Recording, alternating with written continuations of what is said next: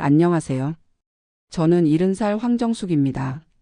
평생 우체국에서 근무하다 정년퇴직하고 지금은 연금으로 혼자 살고 있어요. 33년 동안 우체국에서 일하다 보니 국민연금 110만 원을 받고 있습니다. 남편은 제가 56살 때 갑작스러운 뇌출혈로 세상을 떠났고 그 후로 계속 혼자 살고 있어요. 제 이야기를 시작하기 전에 먼저 말씀드릴게요. 제가 오늘 제 경험을 나누는 이유는 나이 들어 혼자 사는 것이 어떤 의미인지, 특히 아무도 없을 때 위급 상황이 생기면 얼마나 무서운지 알려드리고 싶어서예요. 사실 저는 철저하게 준비했다고 생각했어요. 회사에 다닐 때부터 노후를 위해 돈을 모았고 아파트 한 채도 장만했으니까요. 그런데 막상 퇴직하고 나니 생각보다 많은 변수가 있더라고요. 특히 혼자 사는 노인으로서 마주하게 되는 문제들이요. 우체국에서 일할 때는 제가 책임자였어요. 작은 동네 우체국이라 직원이 서너 명뿐이었지만 마지막 15년은 국장으로 일했죠. 업무가 많았지만 사람들과 소통하는 게 좋았어요. 우체국에 오시는 동네 어르신들과 대화하는 시간이 특히 즐거웠죠. 그러다 66살에 정년퇴직을 했어요. 그때만 해도 기분이 좋았어요. 드디어 여유롭게 살 수 있겠다 싶었거든요. 퇴직금으로 2억 1천만 원을 받았고 국민연금도 110만 원씩 나오니 괜찮겠다 싶었어요. 퇴직하고 처음 1년은 정말 행복했어요. 그동안 못했던 여행도 다니고 친구들도 만나고 도자기 교실에도 다니면서 취미생활을 즐겼죠. 남편이 일찍 떠난 후 혼자 살다 보니 자유롭게 시간을 보낼 수 있었어요. 아이들도 모두 결혼해서 각자의 가정을 꾸리고 있었고요. 아들은 멀리 캐나다에 이민을 갔고 딸은 남편 직장 때문에 부산에 살고 있어요. 서울에 있는 제 아파트에서 혼자 지내는 게 쉽진 않았지만 그래도 익숙해져 있었죠. 그런데 예상치 못한 일이 벌어지기 시작했어요. 먼저 퇴직 후 3년째 되던 해에 허리 디스크가 심하게 재발했어요. 예전에도 한 번 있었지만 그때는 바로 회복이 됐거든요. 그런데 이번에는 달랐어요. 나이가 들다 보니 회복이 더뎠고 통증도 심해서 2달 넘게 제대로 움직이지 못했어요. 그 기간에 약값과 병원비로 꽤 많은 돈이 나갔어요. MRI 촬영하고 물리치료 받고 침 맞고 한 달에 의료비만 60만 원 가까이 들었죠. 다행히 국민연금이 있어서 생활은 할 수 있었지만 여유 있게 쓰던 돈을 절약해야 했어요. 그리고 디스크 때문에 취미생활도 많이 포기해야 했고요. 도자기 교실에는 더 이상 갈 수 없게 됐어요. 허리를 구부리는 동작이 너무 아팠거든요. 친구들과 만남도 줄었어요. 외출하는 것 자체가 힘들었으니까요. 그러다 69살 때 정말 무서운 일을 겪었어요. 그날은 평소와 다름없이 아침에 일어나 아침 식사를 하고 있었어요. 갑자기 가슴이 답답하고 숨이 잘 안 쉬어지더라고요. 처음에는 소화가 안 되나 싶었는데 점점 증상이 심해졌어요. 왼쪽 팔까지 저리고 아파오는 것을 느끼면서 이게 심장에 문제가 생긴 것 같다는 생각이 들었어요. 급하게 119에 전화를 했어요. 그런데 구급차가 오기까지 10분 정도 걸린다고 하더라고요. 그 10분이 제 인생에서 가장 긴 시간이었어요. 혼자 집에 누워 있는데 점점 의식이 흐려지는 느낌이 들었어요. 만약 내가 여기서 쓰러져 의식을 잃으면 어떻게 될까? 그런 생각이 들자 정말 무서웠어요. 남편처럼 갑자기 뇌출혈로 쓰러져 아무도 모르게 죽는 건 아닐까 하는 공포가 엄습했어요. 다행히 구급대원들이 도착해서 저를 병원으로 옮겨주었고 진단 결과 협심증이라고 했어요. 심장 스텐트 시술을 받아야 한다고 했죠. 병원에 입원해 있는 동안 정말 많은 생각이 들었어요. 내가 만약 119에 전화하지 못했다면 어떻게 됐을까? 만약 밤중에 이런 일이 일어났다면 어떻게 됐을까? 의사 선생님은 증상이 오기 전부터 이미 심장에 문제가 있었을 거라고 하더라고요. 평소에 혼자 살다 보니 건강에 이상이 있어도 누구에게 말할 사람도 없고 누가 체크해 줄 사람도 없었던 거예요. 병원비도 문제였어요. 스텐트 시술과 입원비로 200만 원 이상이 들었고 퇴원 후에도 계속 약을 먹어야 했어요. 한 달에 약값만 15만 원 정도 나갔죠. 국민연금 110만 원에서 약값 15만 원, 관리비와 공과금 30만 원, 식비 40만 원 정도 쓰면 남는 게 별로 없더라고요. 그래서 퇴직금을 조금씩 까먹게 됐어요. 병원에서 일주일 정도 입원하고 퇴원했는데 그때부터 정말 두려움이 시작됐어요. 혼자 집에 있는 게 무서웠어요. 밤에 자다가 또 그런 증상이 오면 어떡하나, 이번에는 119에 전화도 못하고 쓰러지면 어떡하나, 그런 생각이 계속 들었어요. 잠도 제대로 못 자고 작은 가슴 통증에도 놀라서 병원에 갔다가 오기도 했죠. 그때 아들에게 전화해서 상황을 설명했더니 캐나다에서 자기가 살고 있는 곳으로 오라고 했어요. 손자도 볼 수 있고 의료 시스템도 좋다고요. 하지만 저는 망설였어요. 평생 살아온 한국을 떠나 낯선 땅에서 새 출발하는 게 두려웠어요. 게다가 영어도 못하고 친구들도 다 한국에 있고 아들 가족에게 부담이 될까봐 걱정도 됐어요. 그래서 일단 한국에 남기로 했어요. 대신 비상벨 서비스에 가입했어요. 집에 비상벨을 설치해서 문제가 생기면 누를 수 있게요. 한 달에 5만 원 정도 드는 서비스였는데 그래도 마음의 안정을 위해 필요하다고 생각했어요. 그리고 동네 복지관에도 등록했어요. 혼자 사는 어르신들을 위한 프로그램이 있다고 해서요. 일주일에 2번 사회복지사 선생님이 집에 전화해서 안부를 묻는 서비스였어요. 그런데 이것만으로는 부족함을 느꼈어요. 전화는 잘 받아야 하니까요. 만약 제가 쓰러져 있다면 전화를 못 받을 테고 그럼 그 선생님이 바로 조치를 취해줄 수 있을지도 불확실했어요. 그래서 결국 딸에게 연락했어요. 부산에 사는 딸에게 서울로 올라와서 같이 살자고 제안했죠. 하지만 딸은 남편 직장 때문에 쉽게 서울로 올 수 없다고 했어요. 대신 저보고 부산으로 오라고 했죠. 부산에는 가본 적이 없었지만 그래도 딸 가족과 가까이 있으면 안심이 될 것 같았어요. 고민 끝에 서울 아파트를 월세 놓고 부산으로 내려가기로 했어요. 서울 아파트는 다행히 역세권이라 월세가 100만 원 정도 나왔어요. 그래서 국민연금 110만 원에 월세 100만 원까지 해서 210만 원으로 부산에서 살게 됐어요. 딸의 집에서 지내기는 좀 그래서 딸네 집 근처에 작은 빌라를 월세로 구했어요. 보증금 1,000만 원에 월세 45만 원이었어요. 적은 돈은 아니었지만 안전을 위해서는 필요한 투자라고 생각했어요. 부산으로 이사하고 나니 안정이 많이 됐어요. 딸이 일주일에 2-3번 들러서 살펴주고 필요한 것도 사다 주고 병원에도 같이 가주고 했으니까요. 그리고 딸 덕분에 새로운 친구들도 사귀게 됐어요. 딸이 소개해준 동네 복지관에 다니면서 요가 수업도 듣고 노래 교실도 다니게 됐거든요. 그곳에서 또래 친구들을 만나 수다도 떨고 같이 점심도 먹고 하면서 외로움도 많이 줄었어요. 그런데 부산에서의 생활도 쉽지만은 않았어요. 딸 가족이 근처에 산다고 해도 매일 볼 수는 없었고 아무래도 사위가 부담스러워하는 것 같았어요. 그리고 서울에서 살던 때처럼 단골 병원이나 친한 이웃도 없었어요. 또 하나 문제는 생각보다 생활비가 많이 든다는 거였어요.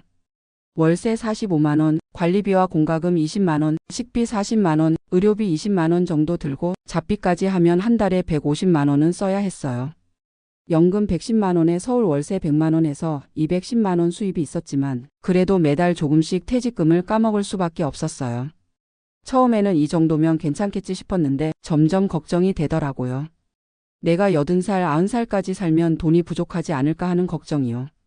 그래서 작은 일자리라도 구해볼까 생각했어요. 하지만 69살에 심장질환이 있는 노인을 쓰려는 곳은 없더라고요. 복지관에서 소개해준 노인 일자리는 월 27만 원 정도를 준다고 했지만 그것도 체력이 좋아야 할 수 있는 일이었어요. 공원에서 쓰레기를 줍거나 아이들 등하교를 돕는 일이었는데 제 건강 상태로는 힘들 것 같았어요. 그래서 복지사 선생님과 상담을 했어요. 그랬더니 기초연금을 신청해 보라고 하더라고요. 국민연금이 110만 원이라 기초연금은 많이 받지 못한다고 했지만 그래도 조금이라도 받으면 도움이 될 것 같아서 신청했어요. 결과적으로 기초연금을 8만 원 받게 됐어요. 많은 금액은 아니지만 그래도 도움이 됐죠. 그렇게 부산에서 1년을 살았는데 또 한 번의 위기가 찾아왔어요. 어느 날 아침 화장실에 가다가 넘어져서 엉덩이 뼈를 다쳤어요. 요양병원에 열흘 정도 입원했는데 그때 많은 생각을 했어요. 내가 앞으로 더 나이가 들면 어떻게 될까? 지금도 이렇게 아프고 힘든데 자식들에게 짐이 되는 건 아닐까? 그런 생각들이요. 병원에 입원해 있는 동안 같은 병실에 계신 80대 할머니를 봤어요. 그분은 뇌출혈로 쓰러지신 후 반신마비가 왔는데 자녀들이 번갈아가며 병원에 와서 돌봐주고 계셨어요. 저도 나중에 그렇게 되면 어떡하나 하는 생각이 들었어요. 딸이 저를 돌봐주겠지만 그러면 딸의 인생은 어떻게 되는 걸까? 그런 생각을 하니 마음이 아팠어요. 그래서 태어나고 나서 바로 실버타운에 대해 알아보기 시작했어요. 실버타운이라고 해봤자 큰 기대는 하지 않았어요. 그냥 요양병원처럼 간병인의 도움을 받으면서 생활할 수 있는 곳이면 좋겠다 싶었죠. 부산에 있는 여러 실버타운을 알아봤어요. 그런데 시설이 괜찮은 곳은 입소비가 너무 비쌌어요. 보통 입소비가 3억 원에서 5억 원 정도 하고 월 생활비도 150만 원에서 200만 원 정도 들었어요. 제 형편으로는 도저히 감당할 수 없는 금액이었죠. 조금 시설이 떨어지는 곳은 입소비가 1억 원 정도 하고 월 생활비가 100만 원 정도 했어요. 그래도 그건 너무 열악해 보였어요. 고민하다가 다시 복지사 선생님을 찾아갔어요. 그랬더니 노인공동생활 가정이라는 것을 소개해 주셨어요. 여러 어르신들이 함께 생활하는 곳인데 개인 방도 있고 관리자도 있어서 위급 상황에도 대처할 수 있다고 했어요. 그리고 비용도 많이 들지 않는다고요. 보증금 500만 원에 월 65만 원 정도라고 했어요. 그곳을 방문해 보니 생각보다 괜찮아 보였어요. 개인 방은 작았지만 깨끗했고 공용 공간도 넓고 아늑했어요. 같이 생활하는 어르신들도 친절해 보였고요. 고민 끝에 노인공동생활 가정으로 이사하기로 했어요. 두 번의 위기를 겪으면서 혼자 사는 것의 위험성을 절실히 느꼈기 때문이에요. 딸도 저의 결정을 지지해 주었어요. 딸 입장에서도 저를 매일 돌볼 수는 없으니 이렇게 관리자가 있는 곳에서 생활하는 게 더 안전하다고 생각했나 봐요. 그렇게 70살이 되던 해에 노인공동생활 가정으로 이사했어요. 처음에는 적응하기 어려웠어요. 여럿이 함께 생활하다 보니 부딪히는 일도 있고 내 집처럼 마음대로 할 수 없다는 것이 불편했죠. 그래도 시간이 지나면서 점점 익숙해졌어요. 같이 사는 할머니, 할아버지들과 정도 들고 매일 함께 식사하고 이야기하니 외롭지 않았어요. 그리고 가장 좋은 점은 안전하다는 거였어요. 관리자가 24시간 상주하고 있어서 위급 상황이 생겨도 바로 대처할 수 있었어요. 실제로 제가 이사한 지 2달쯤 됐을 때 밤중에 심장이 아프고 호흡이 가빠져서 관리자를 불렀어요. 관리자가 바로 119에 연락해서 병원으로 이송됐고 다행히 큰 문제는 아니었어요. 약을 잘못 먹어서 생긴 일이었거든요. 그런데 만약 그때도 혼자 살았다면 어땠을까 생각하면 아찔해요. 지금은 이곳에서 생활한 지 6개월이 넘었어요. 물론 모든 게 완벽하진 않아요. 개인 공간이 작아서 불편할 때도 있고 다른 분들과 생활 습관이 달라 갈등이 생길 때도 있어요. 하지만 저는 이 선택을 후회하지 않아요. 안전하게 살 수 있다는 것, 위급 상황에 대처할 수 있다는 것, 그리고 외롭지 않다는 것. 이 모든 것이 제게는 큰 위안이 되고 있어요. 그리고 경제적으로도 훨씬 안정됐어요. 월세 65만 원, 개인 생활비 30만 원 정도면 충분히 살 수 있으니까요. 국민연금 110만 원에 기초연금 8만 원, 서울 아파트 월세 100만 원까지 해서 한 달에 218만 원의 수입이 있으니 매달 100만 원 정도는 저축할 수 있어요. 이제는 퇴직금을 까먹지 않아도 되니 마음이 한결 놓였어요. 이런 제 경험을 통해 드리고 싶은 말씀은 노후에 중요한 건 돈만이 아니라는 거예요. 물론 경제적 준비는 필수예요. 하지만 그것만으로는 부족해요. 건강, 안전, 그리고 정서적 안정. 이 모든 것이 균형을 이뤄야 행복한 노후를 보낼 수 있다고 생각해요. 특히 혼자 사는 노인이라면 안전망을 꼭 마련해 두세요. 가족이 가까이 있으면 좋겠지만 그렇지 못하다면 다른 대안을 찾아야 해요. 저처럼 노인공동생활 가정이나 실버타운을 알아보는 것도 좋은 방법이고 아니면 지역복지관이나 주민센터의 도움을 받는 것도 좋아요. 그리고 가장 중요한 것은 외로움을 이겨내는 것이에요. 외로움은 건강에도 좋지 않고 삶의 질도 떨어뜨리니까요. 저는 지금 함께 생활하는 분들과 친구가 되어 외로움을 많이 극복했어요. 매일 아침 함께 라디오 체조를 하고 오후에는 같이 산책을 하거나 TV를 보면서 이야기를 나눠요.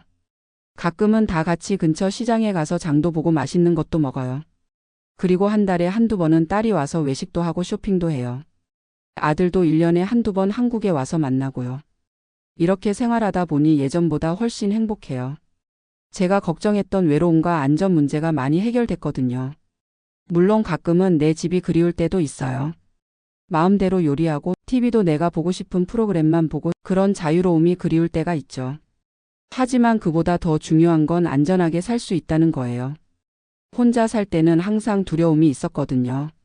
내가 쓰러지면 누가 발견할까? 내가 아프면 누가 병원에 데려갈까? 그런 걱정이요. 지금은 그런 걱정 없이 편안하게 지낼 수 있어서 행복해요. 마지막으로 드리고 싶은 말씀은 노후 준비는 일찍부터 해야 한다는 거예요. 경제적인 준비뿐만 아니라 건강, 주거, 사회적 관계 등 다양한 측면에서 준비가 필요해요. 그리고 혼자 살게 될 가능성도 꼭 염두에 두고 준비하세요.